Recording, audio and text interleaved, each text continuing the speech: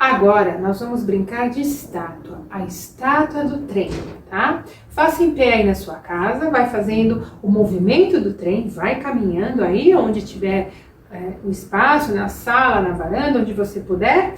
E quando o trem chegar na estação, todo mundo parar.